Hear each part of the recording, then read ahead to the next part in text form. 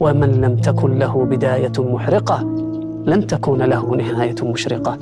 فابدأ بما تملك الآن، وجزء حلمك الكبير إلى أهداف صغيرة وأخرى قصيرة، وواصل حتى تصل إليه بإذن الله. واسأله الهداية والسداد في أمرك، وردد في داخلك: رب اشرح لي صدري ويسر لي أمري، لأن شرح الصدر يزيل العوائق الداخلية، وتيسير الأمر يزيح العقبات الخارجية.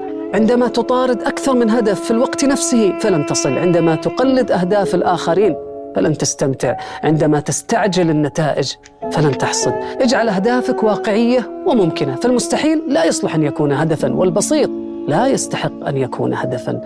واعلم يا صديقي أن كل تغيير يحتاج إلى طموح ووضوح، فالأول للهمة وقود، والثاني للغاية يقود. وأي تغيير ورقي وعلو في غير ما يريده الله هو انحطاط ونزول وسقوط. الناجحون يا صديقي يسارعون، يسابقون، يعملون، يقومون، يصومون، يصلون، وفي النهاية متكئين فيها